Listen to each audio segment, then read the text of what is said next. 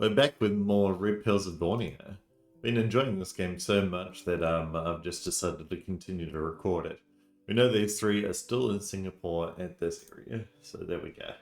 Lucas Sterling has departed for Empress Palace to secure their papers at the Secretariat. In the shophouse cubicle, Rose Goodwill finally scrubs the last of the grime from her skin and changes into the cotton dress Lucas Sterling bought for her. She looks almost human again. Lone Goodwill is famished and devours the hawk of food Lucas Sterling provided. Satay, rice cakes, and various sugary confections from the street bearers until she turns a pale shade of green and curls up in the bed, groaning. Lucas Sterling returns as evening falls, looking pleased with himself. It's done. I've spoken to the harbour master. We're no longer stateless. We have credentials. Thank heavens. However, it means I have to carry a job for them. We are to take the sample to Whitehall ourselves. They think it's safer with us as we travel incognito. Of course they do. Also, for the sake of propriety and to avoid any uncomfortable cross-examination by the Port Authority, I've had to arrange our papers in a particular fashion. Loon, you are now Loon Sterling, and you are to be my sister.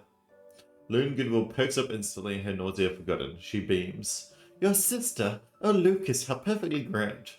And Rose, I beg of you, just hear the logic of it. Lucas Sterling begins to squirm, turning a dark shade of crimson. The papers define you as my wife. It was the expedient choice. A man travelling with his spouse and sister raises fewer eyebrows than whatever this motley crew is. Your wife? Really, Lucas? Was there no room for a distant cousin, or perhaps a maiden aunt, or even just another sister? Do you think me too old to pay the older sister? Is that it? It needn't have been a matrimonial force. Fast, even. Lucas Sterling shiftlessly produced two plain gold blanders from his pocket. We shall know till we theirs. If we are to be inconspicuous, we must dress the part. Rose Goodwill stares at the rings and bursts into laughter. The absurdity of all is too much. Then Goodwill's smile vanishes. She glowers at the rings, visibly jealous. Lucas Sterling notices. He kneels beside the cot and pulls a small velvet pouch from his pocket. I'm not forgotten you, Loon. He passes a string of pearls around her neck. Loon Goodwill gasps, targeting the cool gems. Lucas, we need that money for food and the long haul home. You spent it on baubles? Steady on, my darling wife. We've more than enough to see us through. You're taking this marriage nonsense far too easily, Mr. Sterling. He waves a set of tickets in front of her face. Passage to Europe is secured. We depart on the morning tide. It's a blue funnel merchantman, not a luxury liner, but there isn't another bolt hole out of this city. I was incredibly lucky to even be able to get those. I have to warn you that we aren't heading into open water. We have to run the Malacca Strait Gauntlet. 500 miles of the narrowest, shallowest water on God's earth, and the blanks hold every inch of the northern coast. They've captured the airfields on Kedalorsta and Shungay That means their bombers will only be 20 minutes away from our deck at any given moment. They'll be hunting for the ship's wakes from the clouds and will be navigating in a total maritime blackout. No lighthouses, no channel markets. If the captain miscalculates, we'll be sitting ducks for a striking run. And then there are the I boats, the Japanese submarines. They're caulking the funnel at the top of Sumatra, waiting for the few of us who don't get caught by the planes. Sumatra is the largest island in Indonesia. It was a crown jewel of the Dutch East Indies and the primary reason Japan went to war for in the Pacific. Yeah, I knew that. I live in the Pacific. I know all about the Japanese one. So, by all means, get your rest on now. A delightful bedtime story, Lucas. Well done. I shall take my leave then. I'll step outside. Sleep well, ladies. Rose Goodwill grabs Lucas Sterling's hands. You'll do no such thing. Stay in the room with us. After all, it would raise eyebrows if the husband and wife were found keeping separate quarters. The space on the floor, I'll get you a spare blanket and a bolster. What's a bolster? Long form plizzles, common in the tropics. Ah, yes, okay. But they haven't left yet, right? They're still in Singapore. Aha, there we go. The group gets woken up in the night. A loud wail begins to rise and fall over the city. They get dressed and go downstairs to see what's going on. Lucas Sterling notices a disheveled British soldier, a veteran by the look of it, huddled in the archway of the shophouse. I say, soldier, what's happening? The blanks. They're taken to strafing the city on a regular basis now, a nightly churn out, as it were. The soldier gestures vaguely towards the shadowed storefronts across the street. Did you not notice the blown out glaring? Or glazing, even? I shall find a hole if I were you, and I should do it sharply. The streetlights suddenly go out. The soldier laughs. At least they've learned from last time. Belly incompetence. On the first night, the government left the lights burning in like a lighthouse. The blanks didn't even need a compass. Bombers simply followed the light straight to their targets. That actually happened? The soldier nods, crushing a cigarette under the bed boot. Now, seek cover. They're nearly upon us. The air raid sirens start to wail again. The thrumming begins, a low vibration that rattles the teeth in their gums. The ground beneath the shophouse starts to shudder. The siren! Get under this table. It's a heavy teak table it will hold. Loon Goodwill and Rose Goodwill scramble under the table. Lucas Sterling holds on tight to them. Sounds of bombs exploding get closer and closer. The blast wave shatters any remaining windows in the area. Glass shrapnel sprays all around them. The blast creates a vacuum that sucks the air out of the room, popping their ears, replaced by a searing wall of heat and dust. Loon, are you intact? Loon Goodwill nods, a terrified look on her face. We cannot remain here to be buried alive. We must strike for the key. Let's get to the ship, quickly. They stumble into the street. It is pandemonium. The sky is a sickly orange and the air chokes them with the smell of rubber and roasted spices from the head warehouses. The Japanese raid use incendiary bombs. The wooden roofs of the shop houses are on fire. The auxiliary fire service are already on the street, struggling with hand-drawn pumps. In the crush of the panic mob, Loon Goodwill is torn from Lucas Stories, gripped by a surge of fleeing people.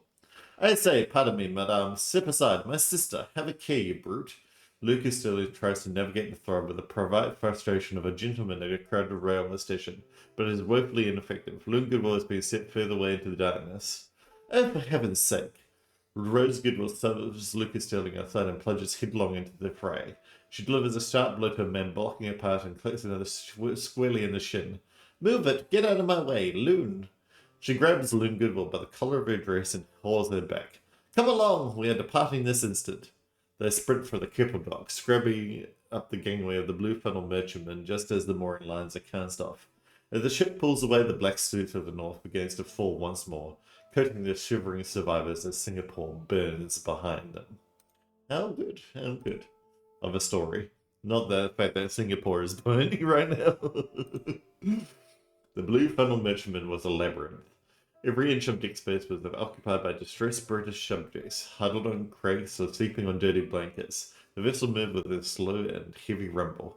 It was a constant reminder that they were sitting on thousands of tons of cargo and fuel, a prime target for a Japanese torpedo. Distressed British subject, the official category for British refugees with no means of support fleeing the Japanese occupation. Lucas Sterling spent the first morning on the boat deck, scanning the horizon for the silver glint of periscopes. Good morning, sir. Quite an adventure, I must say. What's your story? My wife and I were in Borneo. We made it to Singapore, but only just. How about you? Borneo, eh? You chaps had it uncommonly quick. I spent 3 weeks in hiding before scrambling for the causeway. The brass in Singapore told us the jungle was impassable. Impassable! The blanks were riding bicycles through the thick of it like they were on a Sunday jaunt to Hyde Park. The causeway is a bridge connecting Singapore to Malaysia. Oh, I wonder if that still exists. Probably does. It's the same story everywhere, I'm afraid. The Royal Navy is stretched thin. They've been caught with their pants down. I saw the smoke of the strait when we pulled out. Did you manage to salvage much, or are you travelling on a Secretariat chitty like the rest of us DBS Rangers? Gestures vaguely towards the cabin. My wife and sister with me. We managed a few trinkets and the clothes on our backs. Beyond that, well, I'm starting from scratch once we hit England.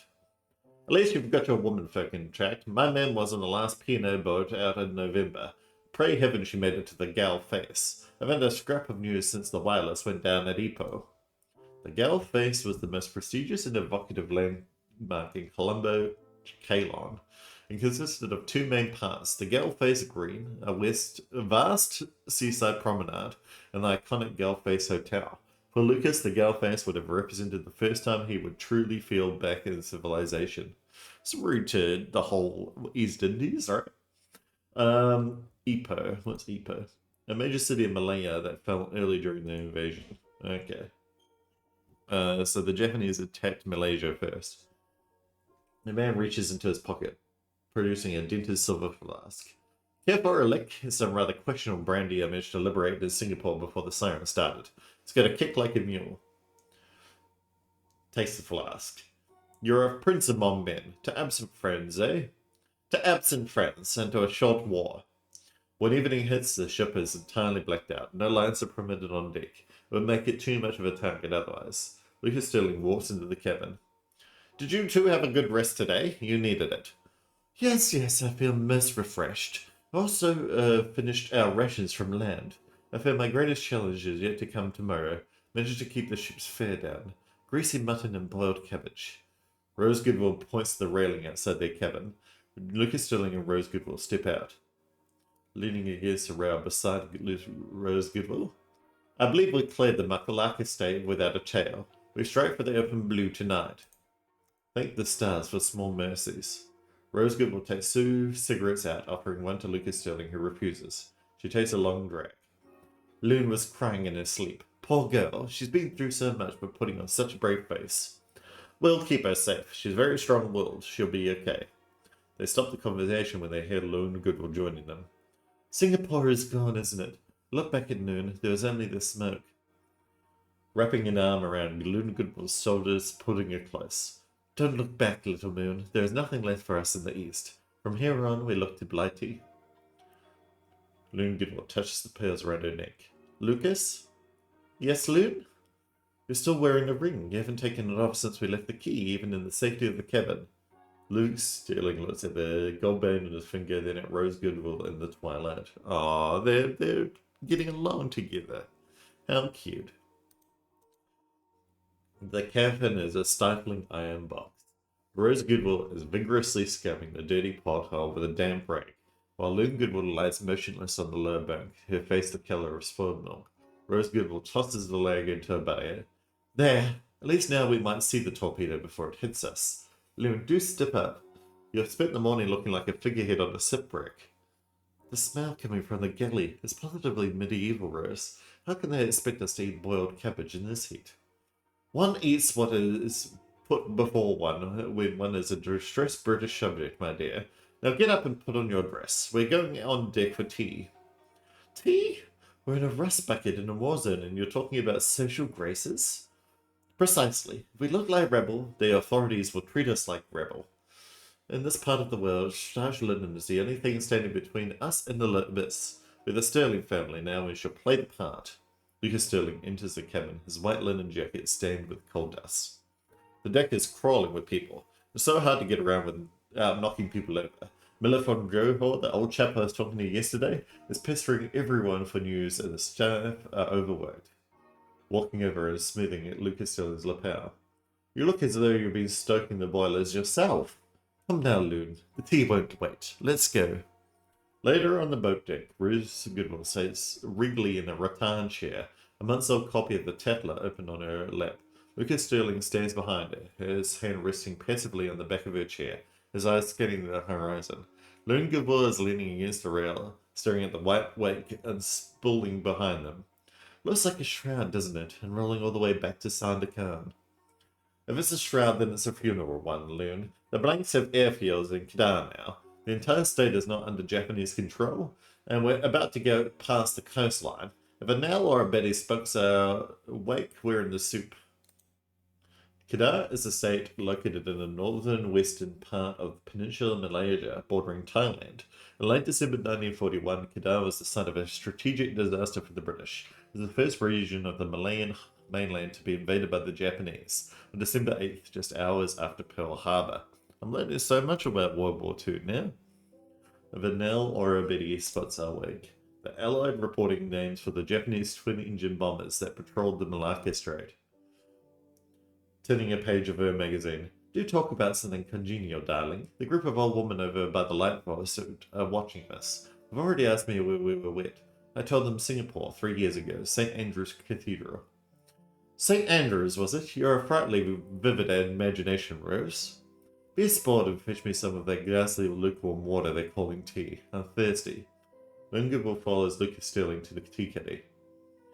3 years, you've erased my father in a single afternoon's chat. Lucas Sterling turns around, touching Loon Gilbert's arm affectionately. We haven't raised him, Loon. Until we hit the gale face, we need to not draw our attention to ourselves. Steady the bus, little moon, please.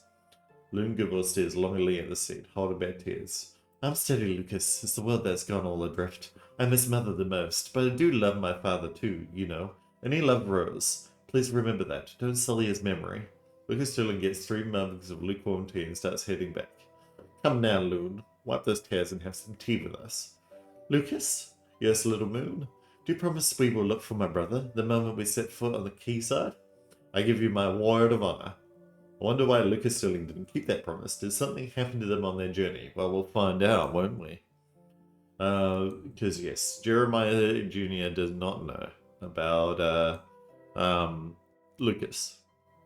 The blue funnel merchantman has finally emerged from the claustrophobic squeeze of the Malacca Strait. The sea has opened up into the vast Andaman Sea. For the first time in a week, the horizon to the east is clear of the smoke of burning Malaya. Lucas Sterling is on the deck. You can see the Nicobar Islands. These islands were being reinforced by the British in a desperate attempt to create a defensive line. Lucas Sterling is relieved. This area is still under British control, and seeing the landmark brings him hope that they have a chance of survival. It is Christmas Day, 1941. In their cramped four-bunk cabin, Rose Goodwill has performed a minor miracle with a few straps of silver cigarette foil creating some shiny festive garlands. Lucas Sterling returns to the cabin. The captain tells me we've put Sumatra behind us. We're in the Andaman now, striking west for the Gulf face. Thank the stars. A little bit of luck at that.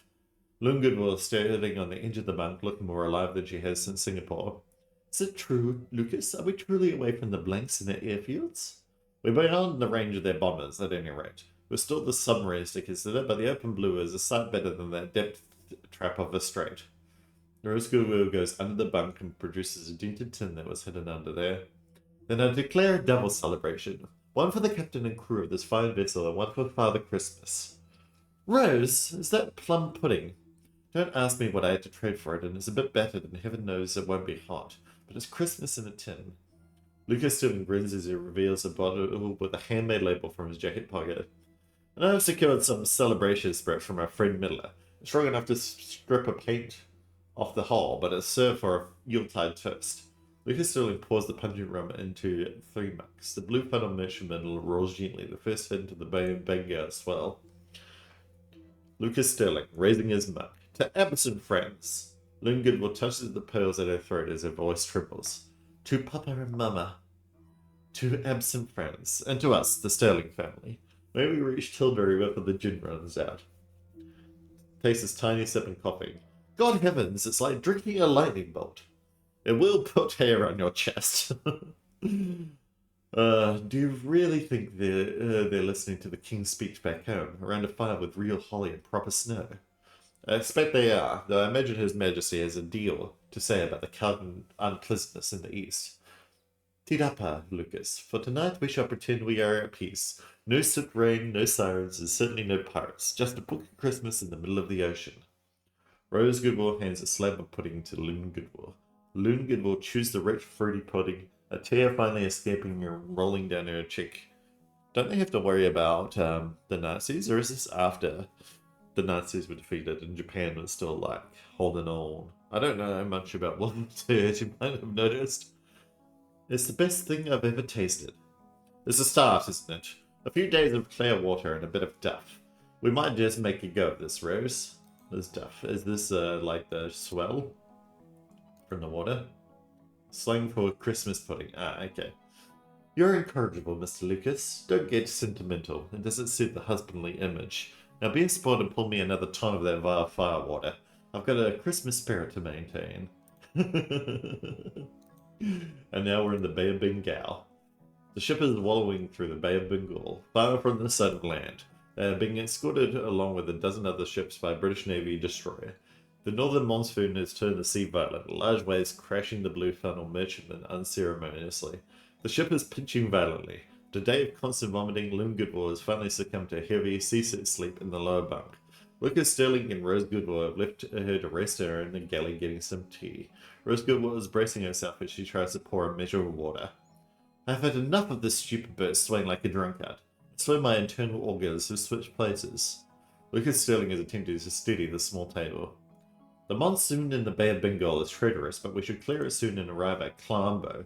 This is when we should finally be able to relax, leaving both the storm and the blanks finally behind us. You have remained unnervingly calm throughout this whole ordeal, Lucas. Is it part of the SAS training? learning how to remain shipshape while the world goes to the dogs. That's not training, it's life. I've lived through some harrowing moments. Once you've seen your whole crew get murdered in front of you while you are helpless, you realize that fighting is a waste of a man's final hours. Out of nowhere, a thunderous explosion shakes the hull. It is not an explosion on board, but a depth charge dropped by their escort destroyer a mile away. The emergency gong blares to cam. That's the submarine alarm! Rose, get your lifebelt. Now, I'll go find Loon. Panic erupts in the passageway outside. In the chaos, Rose Goodwill stumbles as the ship takes a massive roll. Lucas Sterling turns back around to catch her, his arms wrapping around her waist, pinning her against his chest to keep her from falling. The ship is still rolling, dishes and bottles are clattering and clashing all around them as they fall from the tables and shelves. Hold on to me, don't let go. If we hit the water, stay with me. Do you hear? For a long minute they stand locked together, the thumping of Lucas Sterling's heart echoing against Rose Goodwill's ribs. The blue funnel merchantman rights itself slowly. The explosions of the death charges continue in the distance, but they all clear eventually south. Their eyes catch each other for a split second, then Rose Goodwill puts herself back together. You can let go now. I'll be quite alright. They return to the cabin, the adrenaline leaving them trembling and spent. Loon Goodwill stirs in her sleep but doesn't wake. Lucas Sterling slinks into a carrot, his head in his hands. Rose Goodwill sits beside them and puts her arm around him comfortably. That was positively harrowing. Where's your unnerving calm now? I lied. I tried to hold it all in the moment, but it comes out even harder after it's all over. Look at my hand. Look. Lucas Sterling lifts his right arm and his hand is shaking uncontrollably. And today, it was worse. I kept thinking of you and Loon. I do not care what happened to me, but it was hurting my heart so much to think something could happen to either of you. I'm sorry, Rose. You should be enjoying your life, not waiting to be gutted by a torpedo in the middle of nowhere. I was not happy at the plantation, Lucas. I was dying in a different way back in Borneo. Yeah, you almost committed suicide. Don't want that to happen, you know? Rose Goodwill is trying to compose herself before she can say the next part. Her voice is trembling as she tries to hold back tear. I had contemplated ending it all on numerous occasions, you know? I'd even penned a farewell note out of desperation, and I need to feel noticed, to feel loved. At least here, I feel vivid, even if I am scared out of my wits. You're more plucked than any agents I've worked with in the East. Rose Goodwill leaning her head against his shoulder. What is the plan when we get to London? Truly, what is in your heart? There was no true plan, just to keep both of you safe as long as possible. But now, after these last couple of weeks, Lucas Sterling remains silent for a while, striking his ring. I spent 10 years playing the Ghost Rose. No ties, no heart. But looking at you on that deck, I realize I don't want to cross the bar alone. Rose Goodwill, closing her eyes. You aren't alone. Ah, so romantic. It's making my heart swell. It's so beautiful. The way that these two are getting along, becoming the husband and wife that they're pretending to be. Oh, it's gonna make me cry. Maybe it's just not Loon, Lucas, and Rose.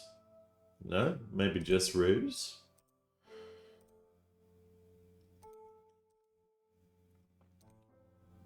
Well, it's some combination of these three, right? Oh, we could probably have a look at the biohazard sample to find out. Lucas Sterling, keep your chin up, both of you. Imagine that Edinburgh, now that comes the challenge of the Admiralty red tape. If we keep our composure, we should be able to navigate paperwork checks without a hitch. It's a long survey. Rose Goodwill and Cynthia Savelle laugh heartily as Lucas Sterling blushes. Alright, we've had our fun, but I had some pressing issue to discuss. We're DPS Cynthia on a blue funnel merchantman full of refugees and we're carrying delicate cargo. Ladies, you are looking positively achieved. All the more reason to get this sample to Whitehall. If the Japanese are using green mist in the Sulu Sea, the War Office needs to know before they strike their Indies. Okay, so Cynthia is calling them on the phone, so we can put all four of them in this scene. Right. The merchant ship docks at Colombo on New Year's Eve. The docks are absolute bedlam. Thousands of Caylaniers labourers are hauling coal baskets while British MPs and red caps bark orders at a line of dejected-looking refugees. Keep your chin up, both of you. We managed to end the ban. Now comes the challenge of the Admiralty red tape. If we keep our composure, we should be able to navigate the paperwork checks without a hitch. I look like something the cat dragged in, Lucas. If the gal first sees me like this, they'll send me straight to the kitchen. Loon Goodwill is awestruck, catching her pearls, her eyes wide with the scale of the city. Look at the soldiers, Rose. So many of them. Are we going to be all right? As they clear the customs shed, a familiar voice cuts through the noise of the docks. Cynthia Saville. Rose! Mr. SIS, little loon! Good heavens, you look like you've been dragged through a hedge backwards. They spin around to see Cynthia Savell. She is a striking contrast to their ruin. She is in crisp tropical whites, a service armband on her sleeve. Cynthia, you are intact. I'm so happy to see you. Intact and on duty, Rose, when the Navy pulled us out of that Borneo inferno. I wonder how Cynthia's journey was. I know my benefactor has no need nor want to have that information, but Miss Saville could yet prove useful to me. I should probably check in on her. I'm sure I can sense her journey in my mind's eye if I concentrate. Don't have enough information to identify the soldiers or follow the trail past this hour yet. I should come back later. Right. I was ordered straight to the intelligence hub here. I've been scanning the manifest for 6 days, hoping to see your name. Imagine when my surprise when I saw a Mrs. SAS on the manifest. It's a long story. Not that long. He just fancied himself the husband type. Rose Goodwood and Cynthia Saville laughed harshly at Lucas Sterling blushes. Alright, we've had our fun, but I have some pressing issues to discuss. We're DBS Cynthia on a blue funnel merchantman full of refugees and we're carrying delicate cargo. You still have the sample. I suspected as much. I have a staff car waiting at the quay. We'll get you past the harbour guards and straight to the gal face. Miss Cynthia, did you bury them, my mother and father? Are they at peace? Please tell me they are. Cynthia Saville looks at the girl, her face softening for a brief, pained second. I saw a great deal of bravery that night, Loon, and you were the bravest of them all. We quelled the fires and I made sure they were all buried with dignity by the chapel. Only poor Vitalina and Mr. Bonfire were too charged to bury and we gave them a sea burial. Keep your chin up. You're here with us now. Lingual buries her face deep in Cynthia Saville's chest. Thank you, Miss Cynthia. Later, on the Galface Green, the sun is setting on New Year's Eve. The grand lawn is covered in anti-aircraft pits and sandbags, but the Galeface Hotel still stands proudly against the sea. After the luxury of a proper bath, Lynn Goodwell and Rose Goodwell emerged looking and feeling so much better. Cynthia has outfitted them all in beautiful clothes and straw hats. Ladies, you are looking positively a treat. Thank you so much, Lucas. Oh, and to you, Miss Cynthia. Don't mention it, little moon. You are most welcome. They're sitting on the veranda, four survivors with cigars in hand. The Indian Ocean roars against the seawall. The news is grim, SAS. Hong Kong has fallen. Singapore is under fire, as you know. They're calling this the blackest new year in the history of the empire. All the more reason to get this sample to Whitehall. If the Japanese are using green mist in the Sulu Sea, the War Office needs to know before they strike the Indies. For tonight, can we not be agents? Can we not be refugees? It is New Year's Eve and we are safe and in fine company. Raising her glass, a bright smile on her face. Well said, Rose. To Goodwill Plantation, may it one day rise from the ash. And to the Sterling family, you're so charming together you even fooled the master attendant. To the new year, may it be even better than it started. As the midnight gongs begin to echo from the ships in the harbour, the blackout remains total. There are no fireworks, only the lights of a street light sweeping across the dark water, waiting for the inevitable. And we'll just see if we can get these four. Yes. Okay. Perfect. The next morning, Cynthia Saville takes him to a back room in the Galface Hotel. The room is full of chests and crates, and Cynthia Saville unlocks the first chest. I have my people raise the ambulatory stores and local apothecaries. You're entering the most treacherous leg of the journey, and I'll not have you arriving in London looking like shivering spectres. Take as much as you need. Running a hand over a heavy hand-covered fabric. Is this Burberry? Garberdine church coats for the lot of you. They're the civilian pattern but lined with wool frillies. You've been in the 90-degree heat of Borneo for years. The Atlantic of February will feel like a literal slap in the face. Put them on the moment you clear the Suez. And the provisions, Cynthia? The merchantman gallery is already beginning to reek of rancid fat. Cynthia Saville opens the next crate, producing a silver tin. Horlock's malted milk tablets. The RAF boys use them. I've also packed several jars of Bovril. A cup of hot beef tea will do more for your fortitude than a bottle of gin. Picking up a small brown glass bottle. What is this one? It smells strange. Hyoscine tablets. The Bay of Bengal was merely a warm-up. The Arabian Sea can be devilish this time of year. If the horizon starts to tilt, take one every 6 hours. It'll make your mouth feel like a Sahara dust storm, but it'll keep your stomach where it belongs. And the quinine? I've secured a flesh supply of tabloids, enough to last until you head to London. The Mediterranean damp often brings the malarial shakes back with a vengeance. Keep the dose regular, Lucas. Lastly, British Army wool blankets. The rough as a badge is backed by their pure wool. Wrap yourself in them once you hit the desert nights. The desert air is deceptively cold. Rose Goodwill looks at the mountain of gear. You've turned us into a walking supply depot, Cynthia. You'll need it, Rose. The Japs are already striking for Burma, and the U-boats are everywhere.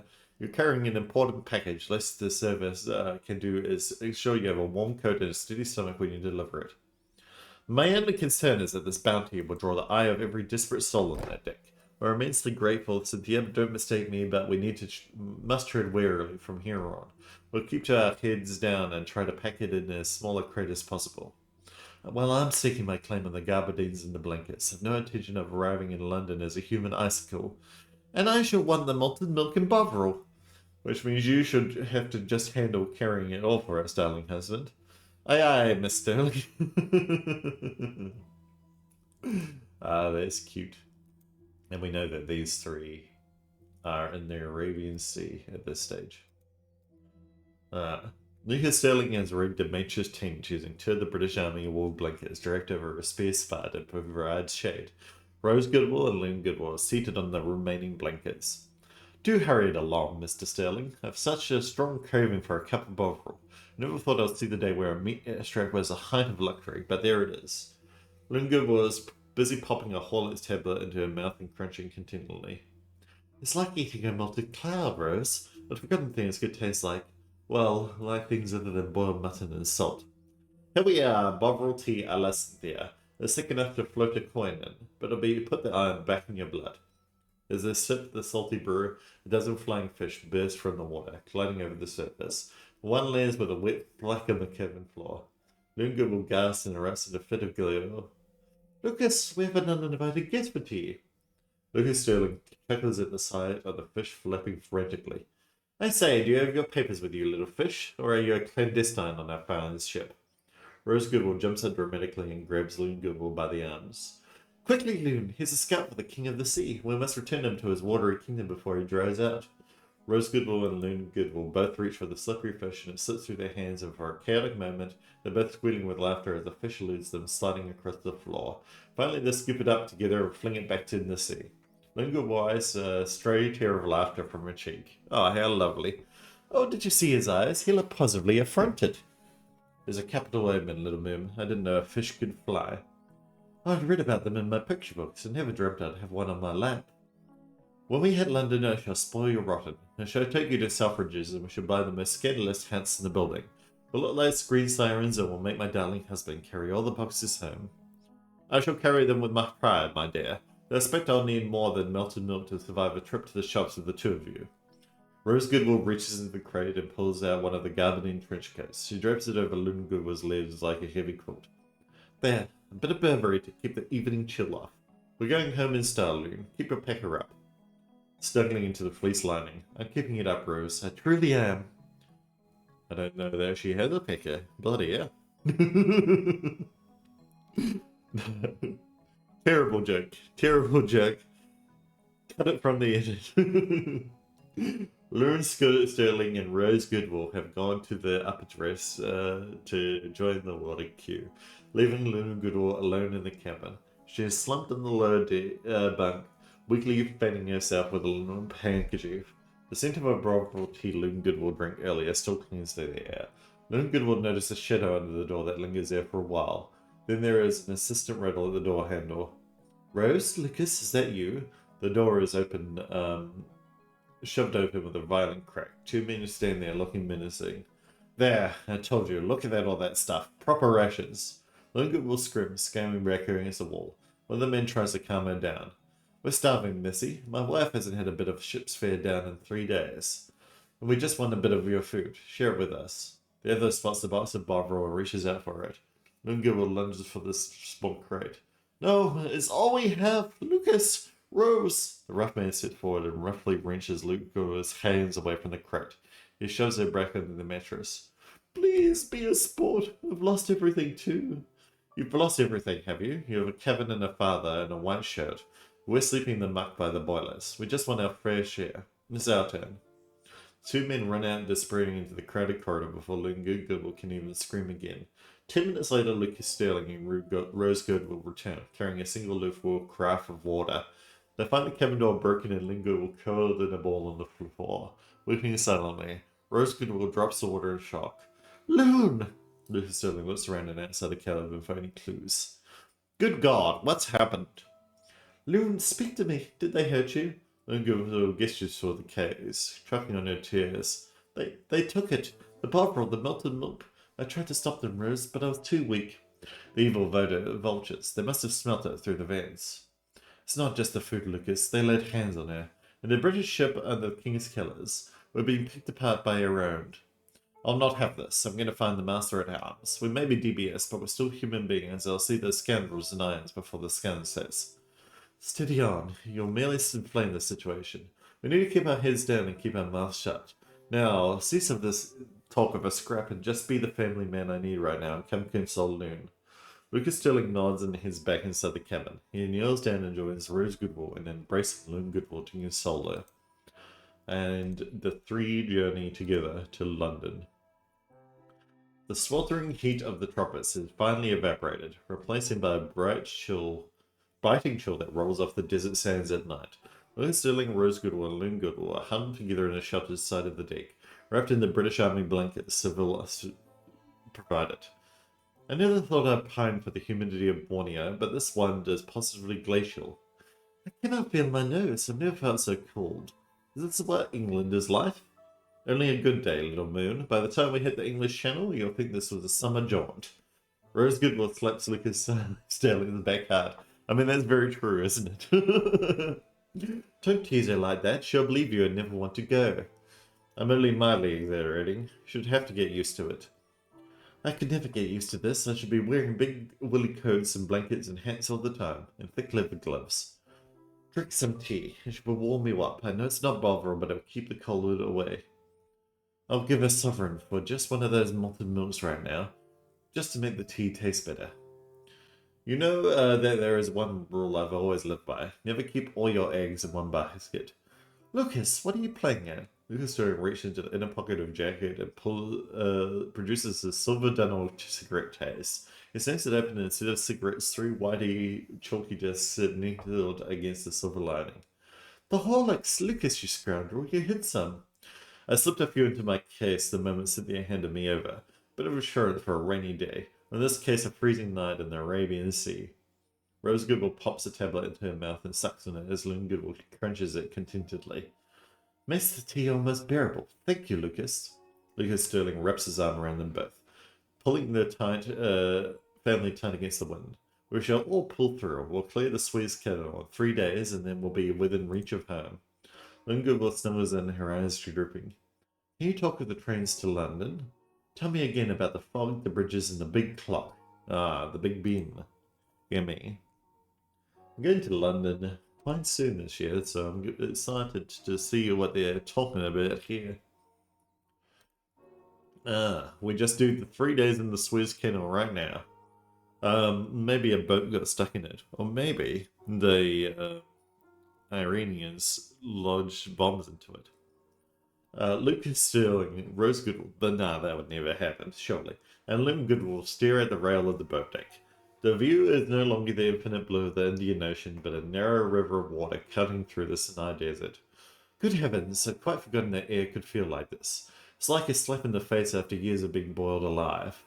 This is the desert, Rose. We're in Egypt now. The Orient is officially behind us. Look, there are camels, real camels. I can see camels, Rose. Can you believe it? They're not that special. No. Lucas Sterling, we're out of the Blank's reach, but we're in Mussolini's backyard now. Okay, yeah, so the Nazis are still going. A small flat-bottomed boat pulls alongside the Blue Funnel merchantman. A man in a fez scrambles up the rope ladder. A crowd of refugees gathers as he reaches the deck. Who is this? I suspect he's a gully man, a performer. They're common in these parts, coming out to entertain folks for a few coins. The gully men! I'd heard the old hands at the club talk of them when I was young. Never thought I'd see the day. The gully man is a magician and approaches Loon Goodwill, his hands moving in a blur. He reaches behind the girl's ear and pulls at a tiny, live yellow chick. Oh, how did he look? He's perfectly real! Lucas Sterling tosses a small silver coin to the magician. Well done, good man. The three of them stand together, watching the magician's absurd tricks as the desert sun begins to dip. Lucas Sterling hands out a gabardine trench coat to Loon Goodall. Put this on, little moon. It's got some weight to it, but you'll thank me for it by nightfall.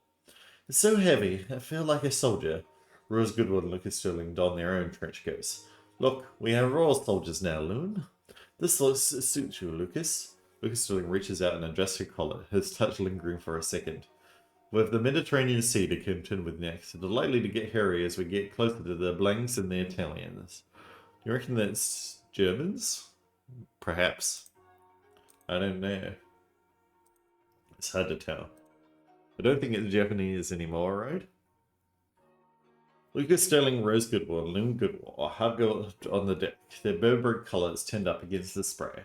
The blue funnel merchantman is part of a small convoy now, flanked by two elderly V-class destroyers. The mood on this boat has shifted very quickly. Even the stewards look as though they're waiting for a death sentence.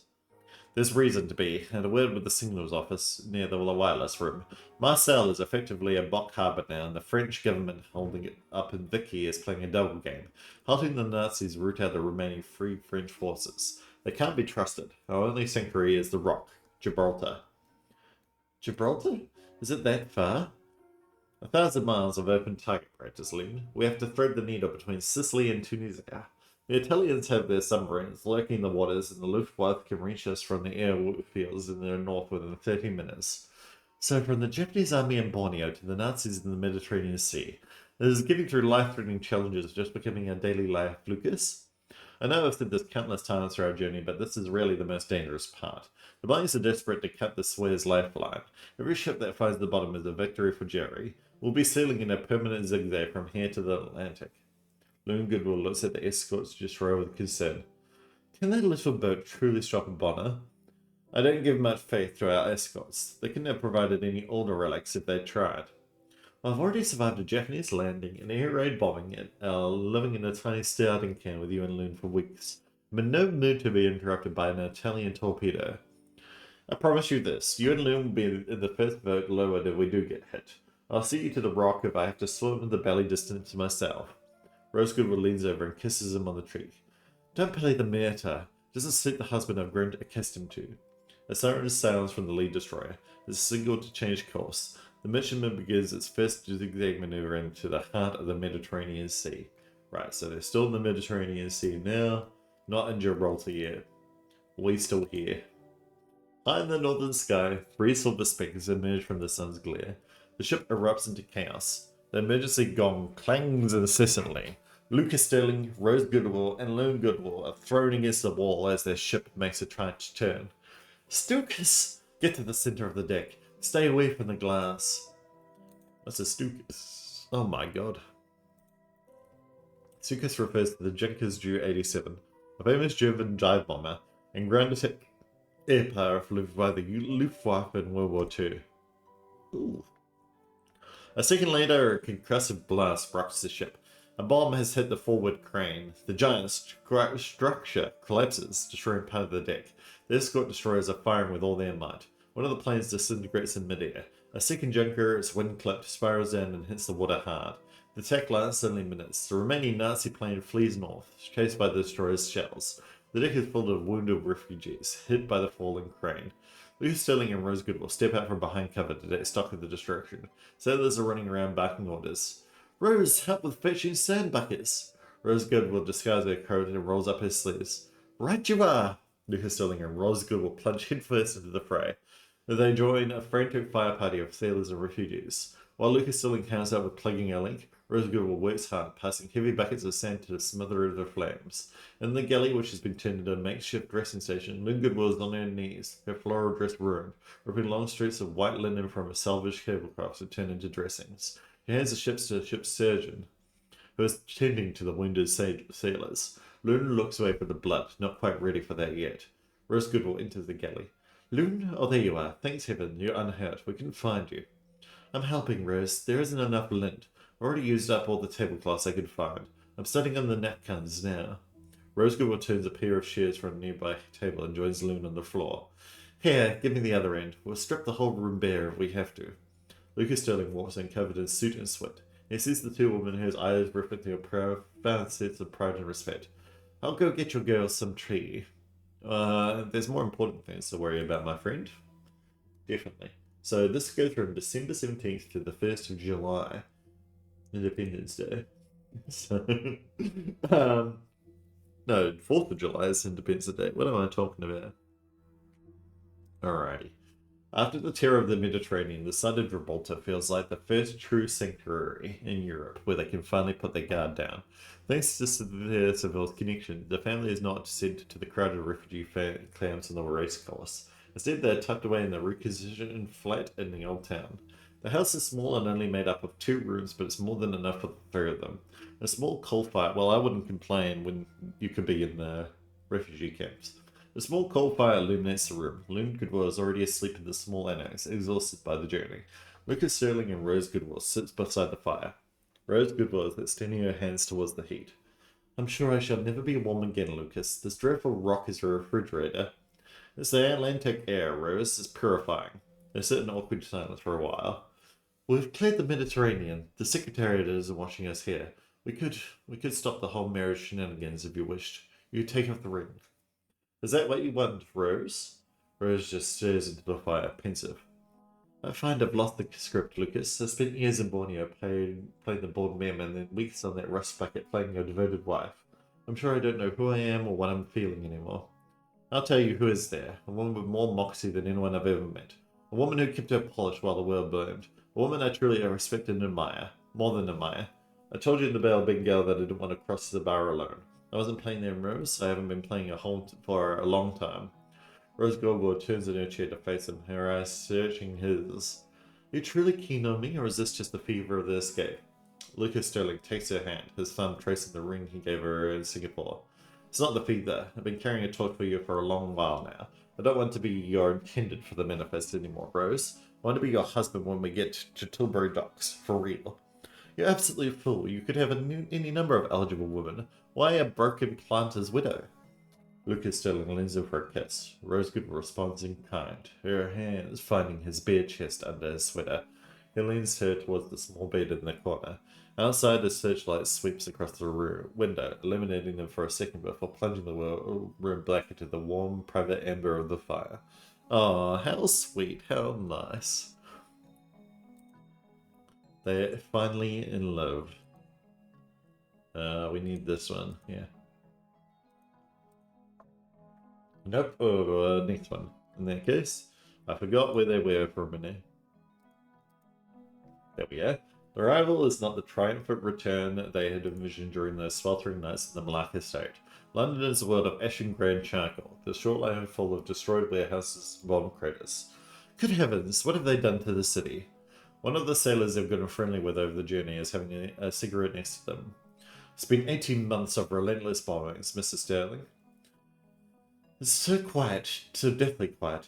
They descend the gangway into the Tilbury Customs ship. They see a woman in dungarees and heavy boots hauling crates. At the processing deck, an official in the civil defense armband barely looks up as he inspects their forged paces. DBS from the East, eh? You're the last of the lucky ones. Singapore is practically in the bag for the blanks. Here's your emergency ration books. You've got 14 days of coupons. Use them lightly. He slides 3 small paper booklets across the desk and stamps their papers. Move along. Lingo will pick up her ration book, staring at the coupons for various goods. What does this mean? Lucas Sterling takes the booklets and tucks them into his coat. It means we're not out of the woods, Loon. They exit the dock and to catch the train to central London. As the train pulls out, they pass through the East End. Entire streets have been levelled. People are queuing in the rain for a single loaf of bread, their gas mask boxes slung over their shoulders. We've fled one graveyard only to land in another. They look so shattered. We deliver the vial to Whitehall tonight. Then we find a hotel with Othello in tomorrow. Tomorrow we start our new life together. He grabs her hand tight. She instinctively puts her other hand on his. Lucia pulls her head against the glass, stroking her pearls as she watches barrage balloons high in the sky. Barrage balloons were used to protect London from dive bombers. They were filled with hydrogen and were tethered to the ground with steel cables. They were designed to force the enemy plane to fire higher to reduce bombing accuracy. Right, makes sense, okay. So if they hit the balloons with hydrogen, they'll explode, right? Blighty, Lucas, it's not like your stories. The psychic energy gets intense, and the full tapestry of this shared life together just opens up to me silently. I see Lou Goodwill no longer the happy little miss who had been broken by circumstance, blossoming into a woman of remarkable tenacity and independence. I see Lucas Sterling and Rose Goodwill fully in love and devoted to each other. I see where they found sanctuary in London in a modest terrace house. They are happy. And we know that they are in London now. Perfect. For the three survivors of the Goodwill plantation, the 4 years since landing in England have been a slow, grinding climb. They have lived in a single room in Bayswater through the worst of the VU rocket raids, surviving on dried eggs, but they have held together. And this is 1948, right. Rose Goodwill is seated at the small dining table in their house, a mountain of exercise books before her. She is now a teacher in the local primary school. She is sitting there marking homeworks. Honestly, I wish these boys spent half as much time on their long division as they do dreaming of flying Spitfires. Loon Goodwill enters from the kitchen, wiping her hands on an apron. She is 21 now, her face no longer sullied with malaria, but that of a woman who has managed 4 years of ration coupons and blackouts. Leave them be, Rose. They're just glad they can run around outside without fear. I managed to get some sway from the butcher. I thought I'd turn my hand at a spotted dick for tea. You're a veritable wizard, Loon. I don't know how we should have survived all these years without your stew pot. The front door opens and Lucas Sterling enters. He looks older and more mature. Throughout the latter half of the war, he would be working secretly for MI6 to intercept and neutralize saboteurs attempting to strike from the London docks. He pauses in the doorway, his hat in his hand. Rose Goodwill looks up, his smile faltering. She reckons the cold, stern look on his face. Loon, come to the parlour, would you? You've had word from the War Office, I can tell.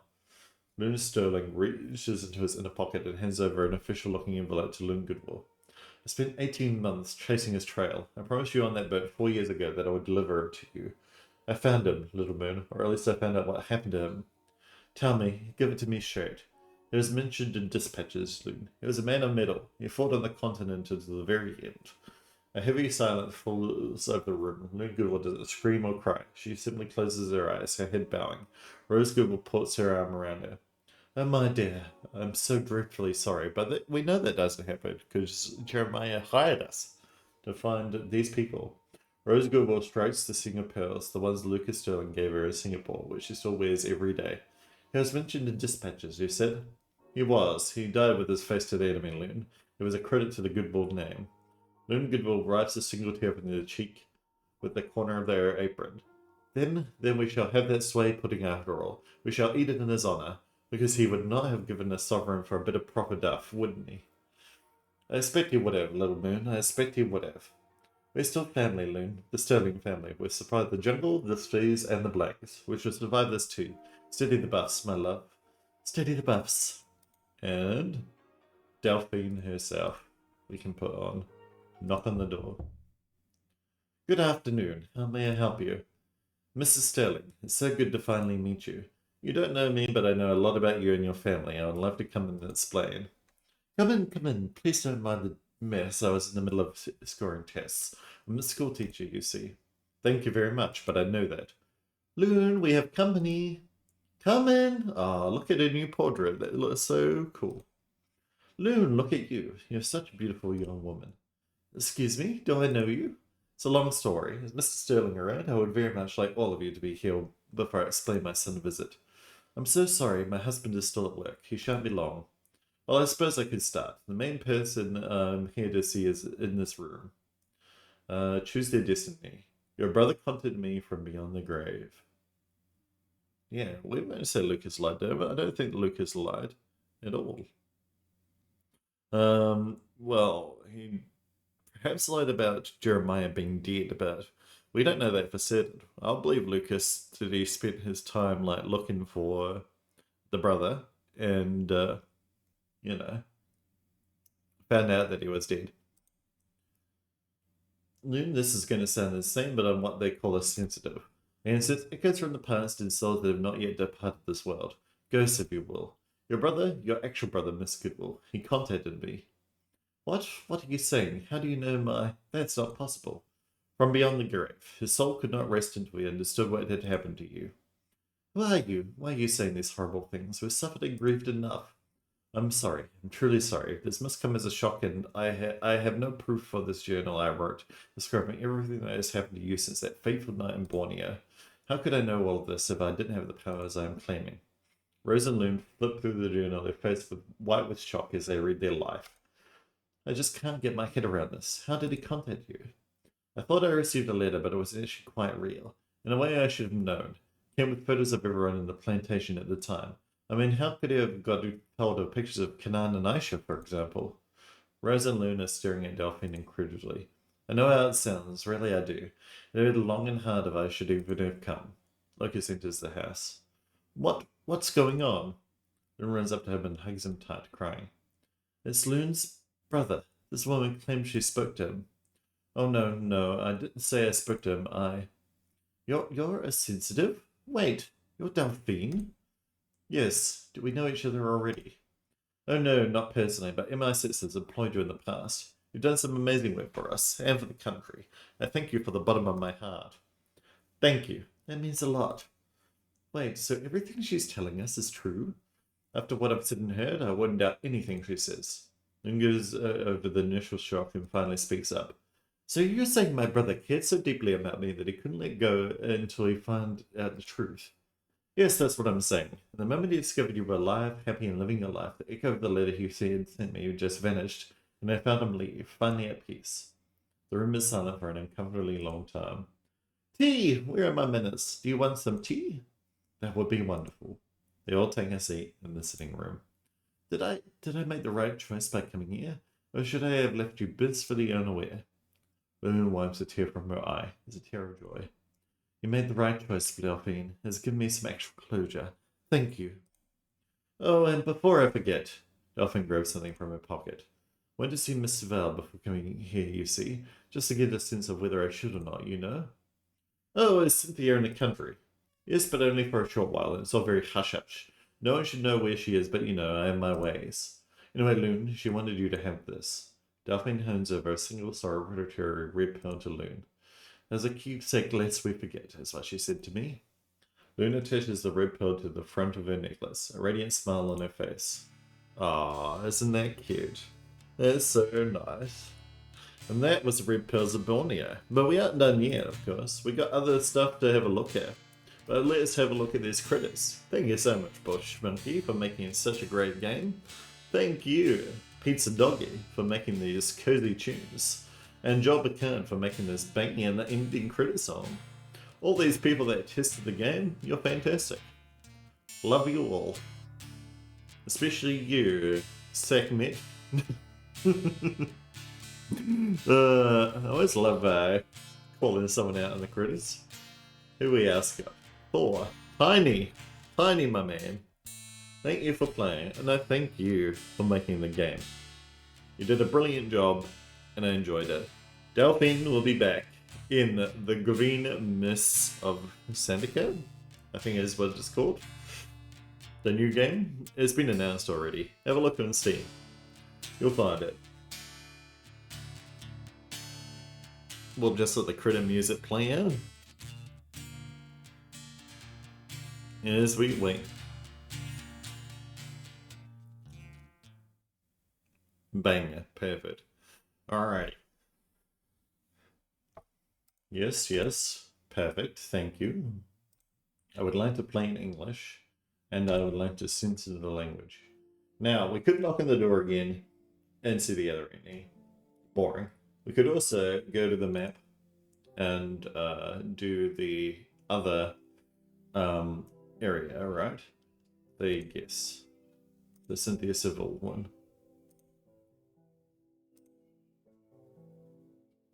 How do we do that? Let me figure that one out for a second.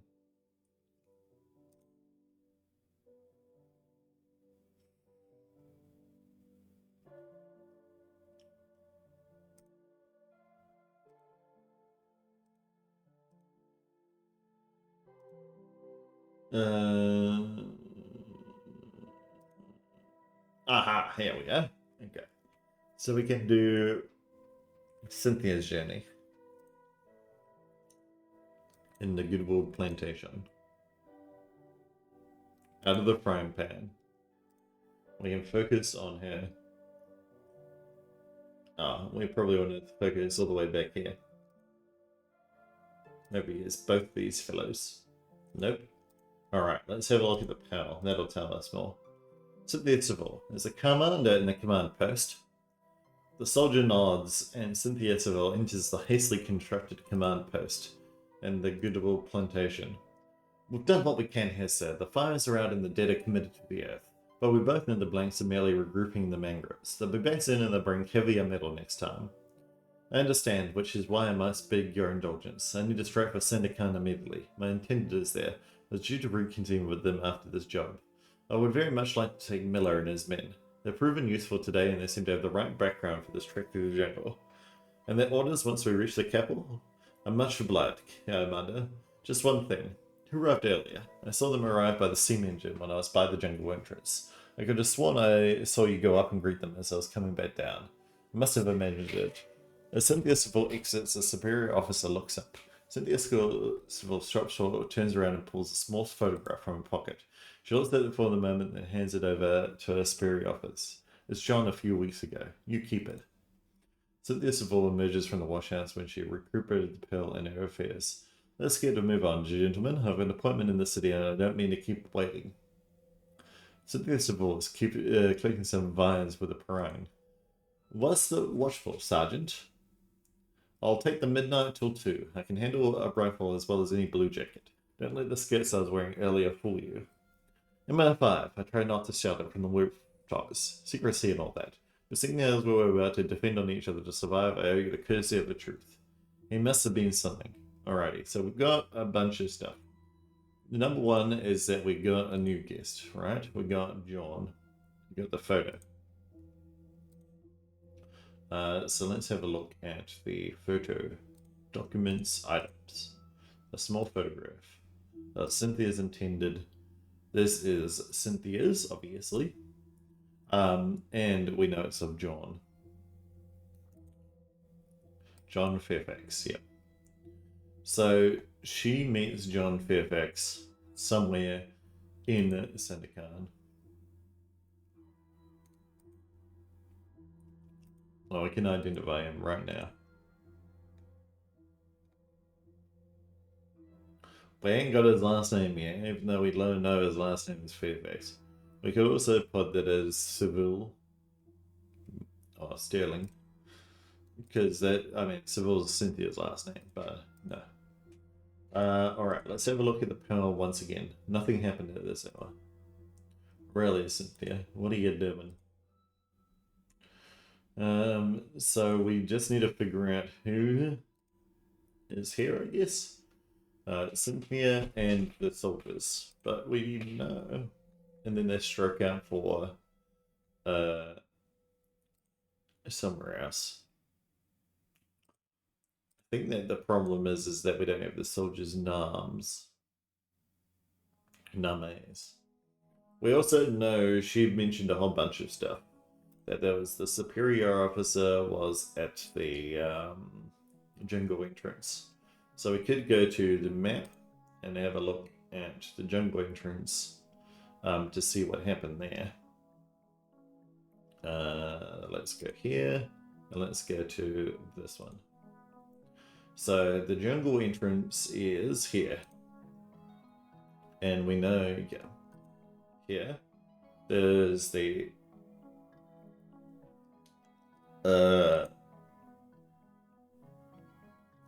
wait, what's this one? Cynthia Civil. A group of men led by an imposing figure. The Miss Report. Why is this still grey? Yes, and we know that the guy has a lighter here. A superior officer. Right. Dear Roger, and the Roger is here as well, right? The command post, we can also put in that something happened here at 10, right? Because we know that she met with someone. There we go. Your timepiece must be fast. It is 11 sharp. A superior officer grabs a ladder off the deck and lights up a cigar. Reginald, it's Commander Fairfax to you when you're on my turf, Agent. White. A superior officer takes the manifest from Cynthia Civil's hands and puts it back on the desk. Now that pleasantries have been taken care of, do be a thought and tell me what the hell is bringing someone like you to this desperate plantation on the eve of war, no less. Who else knows you're here? White. I'm going to put this guy, the superior officer, as Reginald Fairfax. Do I have a photo of him? No. But this is Reginald. No. Well, this is John, right? John's last name is Fairfax as well. John Fairfax? Yes. Later.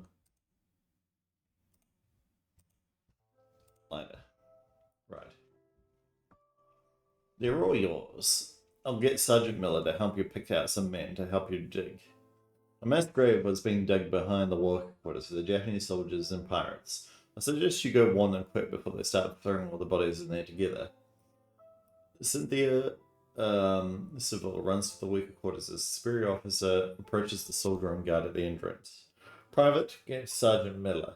I've got a job for him. So Cynthia Miller is in the workers' quarters right now. Workers' quarters. And just Cynthia. No? Okay. But let's have a look at the singular panel. No. Okay, that's not going to tell us anything. What about the small photograph? There we go. Partial echo from small to Cynthia Civil sends the slope through the workers' quarters and the stench just hits her like a brick. It's only been a few hours, but the heat is effectively already affecting the decomposition of the bodies.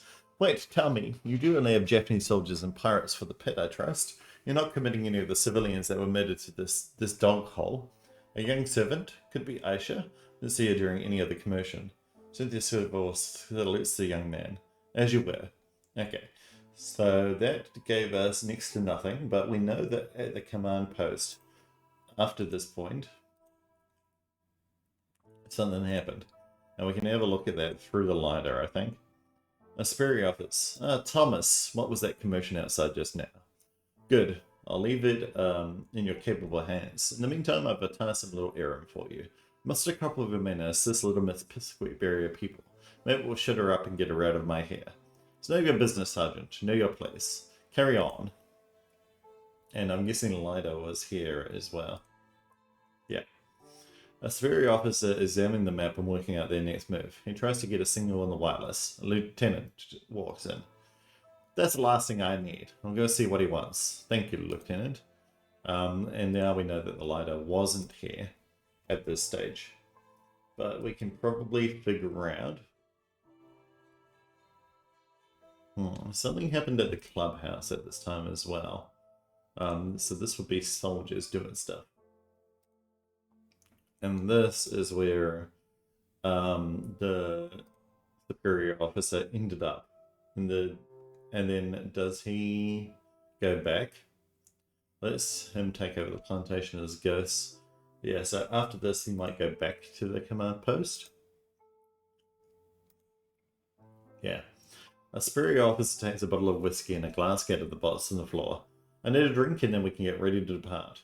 The superior officer salutes kindly as he contemplates what the next few days will bring. And we also know that at the railway they were somewhere, right? Let's have a look here with the lighter on the pearl.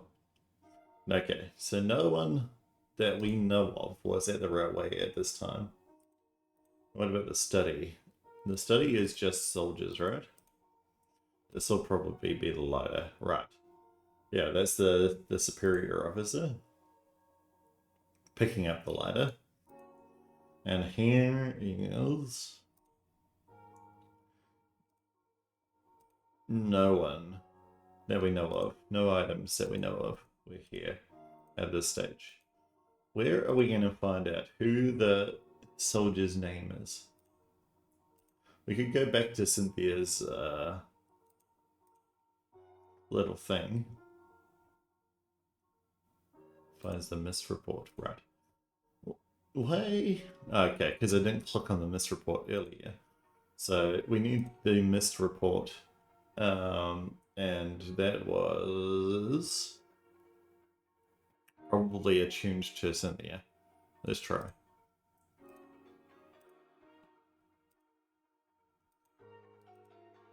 Cynthia. Nope. The other person that had the misreport was Lucas. So, yeah. That makes more sense. And now we can figure out where the misreport was sitting. So, it was probably in the command post with Cynthia. The other place, because she had it this entire time. Alrighty, we're back again. Okay, let's have a look here, shall we? Where? So she has the misreport. Where exactly? Jungle entrance at 10. She has a misreport. Then she goes down the hill over to here. So we know that the misreport's only here after. Now we know that she is at the command post, perhaps right around here. No. Where is Cynthia Harden?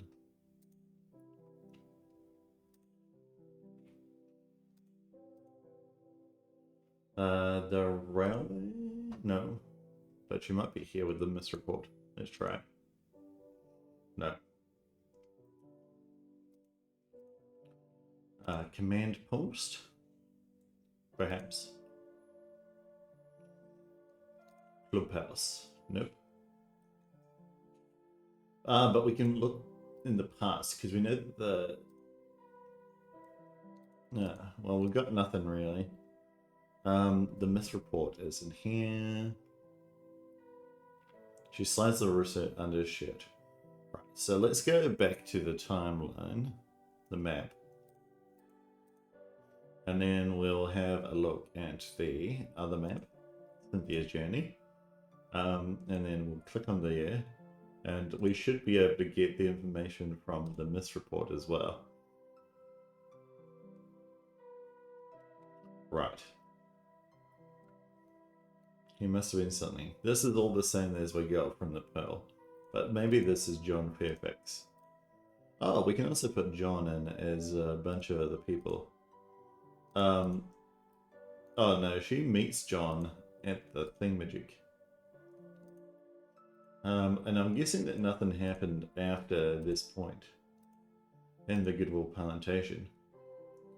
So we need to know where exactly she went after the Goodwill Plantation, but able to be hearing this conversation.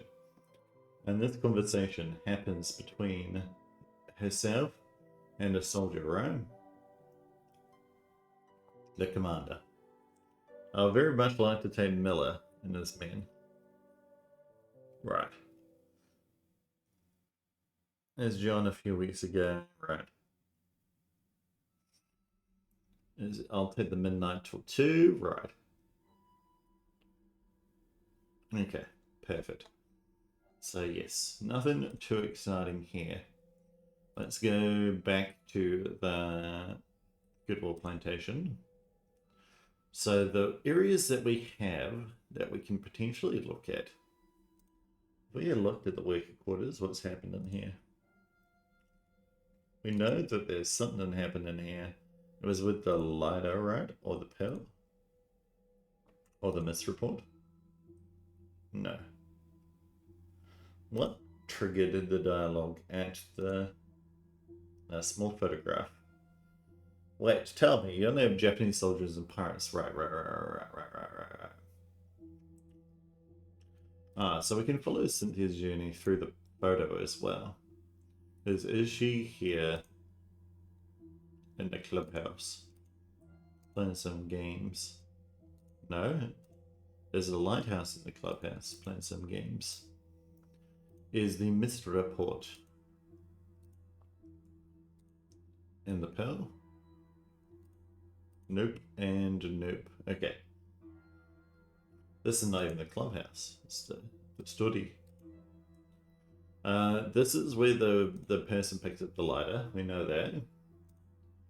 The railway, we got one thing. We can have a look at all the items here for a second. And the jungle entrance, we've got the one thing where we know that this is the superior officer talking to the Raja. Iban warriors. Anything else? We're not getting any good glimpses of their faces. That's the thing. We probably need lighter hair because we know that he's waiting for her at this area. Cynthia Seville is out of the guest house, having grabbed some spare clothes she had left there when she first arrived at the plantation. Cynthia Seville enters the command post, the dim light of the oil lamp casting long shadows across the room. The blue boy's mightily fast, I say. Where is Fairfax? He told me 10 a.m. sharp. Right. There we go. Cynthia Seville is out of the guest house, having grabbed some spare clothes she had left it there when she first arrived at the plantation. She feels as refreshed as possible, considering the circumstances after her bath. She can see the Navy has been hard at work setting up the lines. A mess hall has already been stood up and a makeshift soup is already on the fire. A temporary military camp would have been referred to as lines. Would have consisted of huts made of local materials instead of heads. Cynthia Seville enters the command post, the dim light of the oil lamp casting long shadows across the room. She looks across the room, taking in the makeshift command center. The blue boys went mighty fast, I must say. There, officers. There's photos of clear personnel. I can gather from the resonance I felt which ones will be important. I'll add them to the case file. Henley fielded them from 8 a.m. on the Wednesday morning. Their launch would have been too far from the plantation before them, and anyway, I wouldn't have known where in the sea it would have emerged from. It's also very clear they were all together on the shore at 8 and then spread out afterwards. Right. With a map of the estate spread out before her, a radio on the shelf, a distinctive gold lighter, and a stack of paper spread out.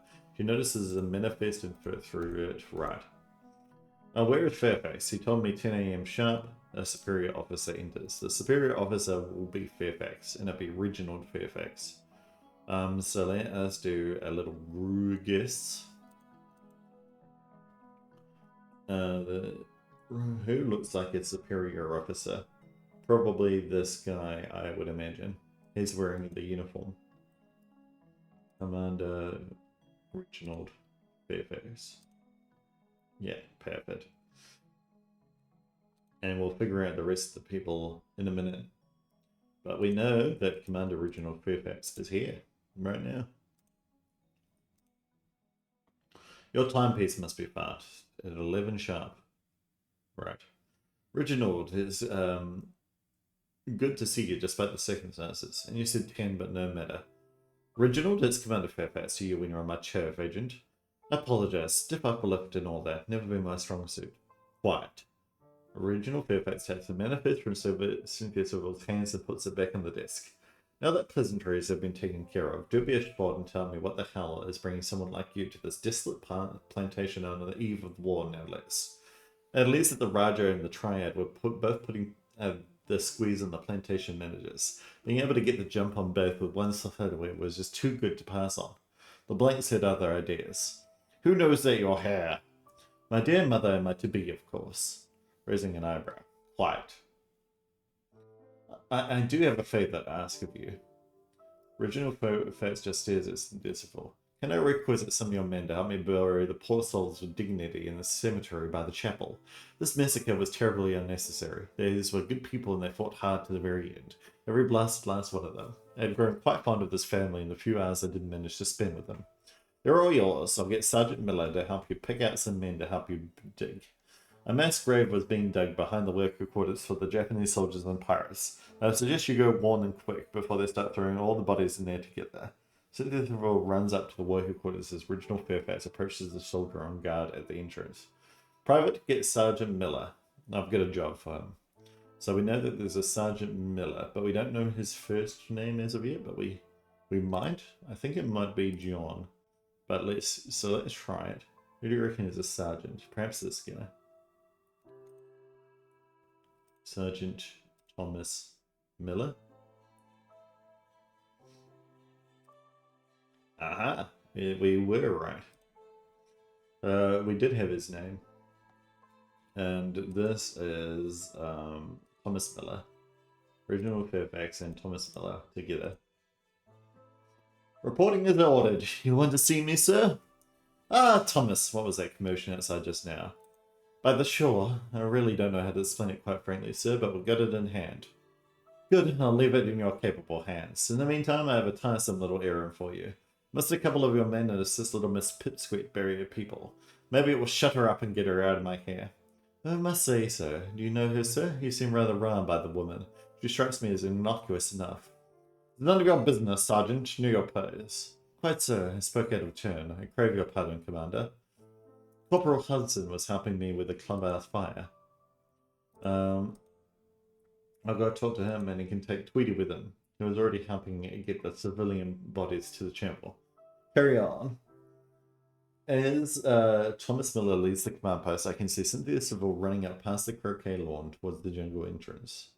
So here is just Reginald. And put him in. Reginald Fairfax is examining the map and looking at the next move.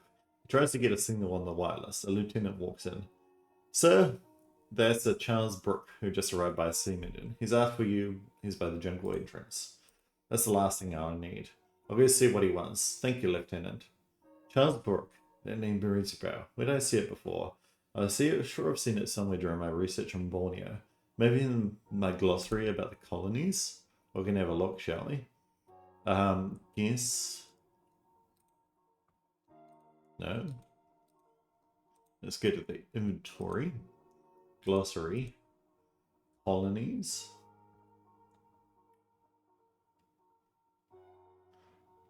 Oh, this is a lot. Opium colonies. Okay. So let's have a look. Sarawak ruled by Charles Brooke of the Brooke family, the White Rajas. Yes, there, it's the White Raja, and I have a photo too. How convenient. Right. So let us go and put him in the guest list. There we are. This must be Charles Brooke because he's the news one. And we know that at the train station, jungle entrance, here is Charles Brooke and Reginald Fairfax. My instincts right, perfect. Reginald Fairfax and his lieutenant arrived by the perimeter fence. They're greeted there by Charles Brooke and his escort of Iban warriors. Right. There, Raja, we don't see to see the Sarawak failure. I've read this. Borders, Commander? The Blanks do not care about your borders. I don't see a company plantation here anymore, do you? You're holding nothing. I hear what is being said on the wireless. The King's army is spread too thin and the chartered company can no longer protect its assets. Perhaps it is time for a sturdy hand over Stevie's estates. Can't be serious, are you just trying to march in here? Right. The colonial office is 5,000 miles away and blacked out by the Bok. I'm right here. This plantation is a total loss that becomes a protectorate of the Raja. I now have a Japanese foothold on my doorstep. I'll take care of protecting this land. You're not here to protect anything, you're here for your own interests. Charles Brooke smacks his cane hard on the floor in anger. I'm here for Borneo, Commander. The island is old and has a long memory. Remembers the pirate republics and will remember the Blanks as nothing but smoke in history. The question is, will it remember the British? This was just a courtesy warning. I'll be in my carriage awaiting your departure. Reginald Fairfax and his lieutenant walked back towards the plantation. The man's a gift from the 19th century and is still trying to outmaneuver the armory. We don't need any more bloodshed, and we know the island is lost. There is no sense in slobbering over cinders. Let them take over the plantation as ghosts. Be a short-lived victory by the time the Blanks have gained a second wind and returned in force. And we know at the train station, he's here. Charles Brooke is here. Perhaps by himself. Charles Brooke sits ensconced with the velvet-lined interior of his private carriage, watching through silk curtains as the British Navy begins the task of withdrawing to their launches.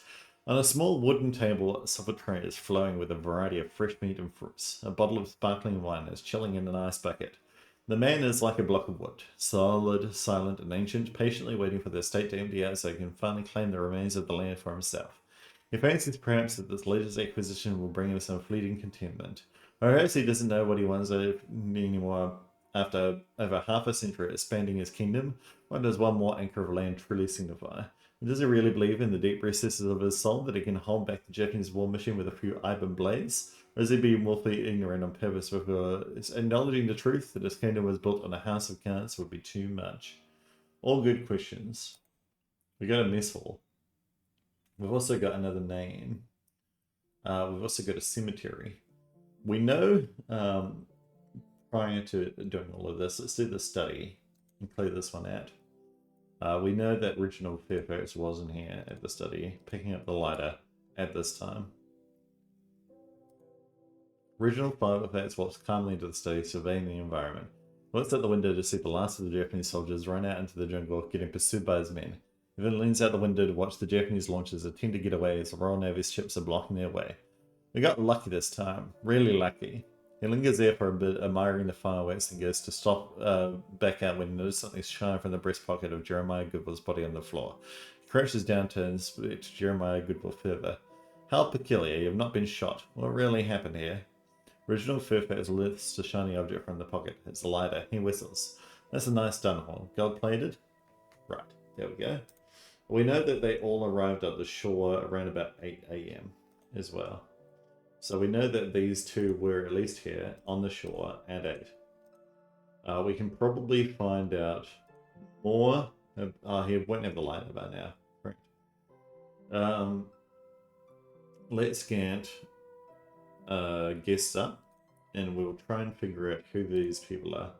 Because there is a sergeant. Private? No. Okay. There's no more names left. We've got no people to identify. The veranda. What happened in the veranda? What, Thomas Miller? No. Well, I need to go back to the mess hall and just have a bit of a read here. No, not the mess hall, sorry. The command post. And we also know that here, Reginald Fairfax is back in the command post. I need a drink and then we can get ready to depart. Reginald Fairfax sits quietly as he contemplates what the next few days will bring. There's a Charles Brooke. Right. And Cynthia Seville is at the jungle entrance here. We got that though. Yeah.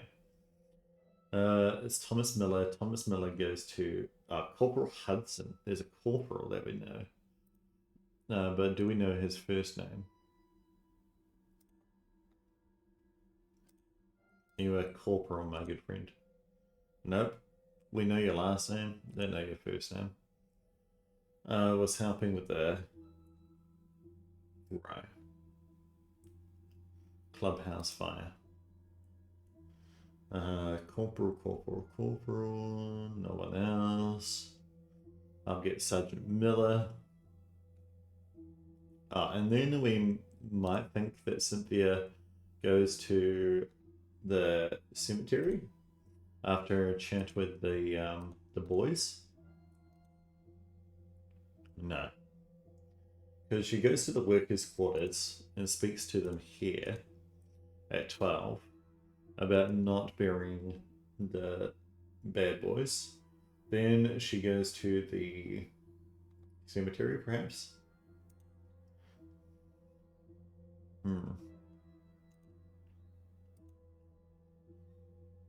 Maybe we can find out with the pearl.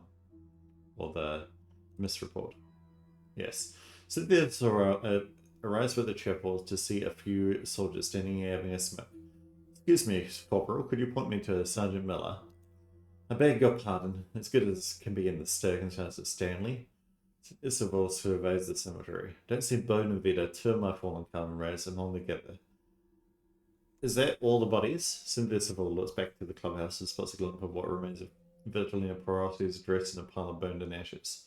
You're just there, you say? At least they died together. They really did love each other. It's quite alright. Do you have a spare shovel for me? Cynthia Seville leads them to a secluded part of the cemetery and starts digging. Don't be too harsh on the boy. Don't worry, Private. We'll get you some soup afterwards. Alright, so the Private here, and maybe Corporal. A Corporal. So let's guess that this is a Corporal Stanley, whatever his last name is. We heard it said Stanley Hudson. Yes, okay. I did remember it off the top of my head. And then we've got a private here as well. They don't have another first name. Anyway, we know that Cynthia and Stanley are here. And perhaps a private. Okay, so the private does count, but we know that at the clubhouse, right about here, Stanley and Thomas were working together to do the fire. Right. The blaze is raging hard. The heat from the fire is so strong it makes it hard to get close. Ambers are getting carried in the breeze and are starting to light up the fern in the area. Bugger it! This is very bad! You over there. Yeah, you! Why are you standing there gawking at it? See the wash house over there? Well, buckets. Go get some quick. Yes, sir. And you! Go empty some of our crates into the sand and start filling the water. Yes, sir. Don't yes, sir, me. I'm not finished. Don't you dare carry the water all the way out here. Get a chain going. Grab whoever you can. Soldier runs towards the beach. And get me a spade so I can start smothering the base. Good old Stanley. You're doing a great job, Stanley. Stanley Hudson is shivering sand onto the roaring base of the fire, his silhouette flickering against the orange glare. Behind him, a human train of young soldiers and boys' seamen are hard at work. They hurl bucket after bucket of water into the flames. Their faces blackened by soot and slick with a mix of sea spray and of sweat. They don't deter and keep going as fast as they can. Although they are exhausted, they do not waver through sheer, dogged willpower. Their tenacity finally pays off as the fire starts to slow down and gets under control. And finally, Stanley here. And perhaps Thomas. Yes. Soldiers are forming a... Right. Chained from the water to the clubhouse, hoisting buckets and makeshift barrels to douse the fire before it spreads. Stanley Hudson is growling orders overseeing the work as Thomas Miller approaches. Corporal Hudson, do you have a minute? Yes, sir. I have need of you by the chapel. The surviving woman, a lady solicitor, is in need of help to bury the civilians appropriately. The commander has asked me to get some people together, and I in turn am putting you in charge. Grab a bird whistle on your way. Tweety, really? That boy won't shut up. Yes, but he's a hard worker and always happy to help. With all due respect, I'd rather he be lazy and moody and quiet. Just do as you're told, Corporal. Say yes, sir. I'll be grabbing a spot of food if you need me. Alright, so bird whistle might be the private. Let's see if that counts as a first name. I doubt it does, but you would be surprised these days.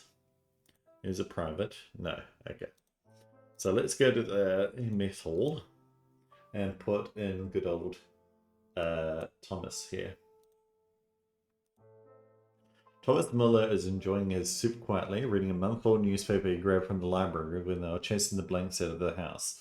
The private comes to sit down next to him. Sir, I wanted to apologize for the false alarm by the shore earlier. I just never seen anything like it. It's quite alright, Private. It's been a hell of a morning. We're all on edge. Still, what do you think happened to them? It was so random and savage. I don't think we'll ever find out, so I would put it out of your mind. Just get them out of the water and put them with the rest of the victims. Now, if you don't mind, I'd like to get back to my reading. Sir, with all due respect, this is all news. You do know that. Just relax with me to read about simple things, simple pleasures and petty squabbles. Takes me out of this grisly life we're living currently and gives me hope we can turn normalously sometimes. Right you are, sir, and I shall leave you to it. And then Thomas is here, still in the mess hall? No. Well, maybe someone joins him. Stanley, do you join him? And Cynthia? No. Okay. But we know that there is something that happens there. On the shore, we know that there's everyone as well. And what are we missing here on the veranda? Stanley, are you here? No. Weird that Reginald's not here on the veranda. Maybe Thomas is. Let's get some more information, but we'll do that in the next one. In the meantime, have a wonderful rest of your day. Remember to like, comment, and subscribe if you've enjoyed it, and I'll see you in the next one.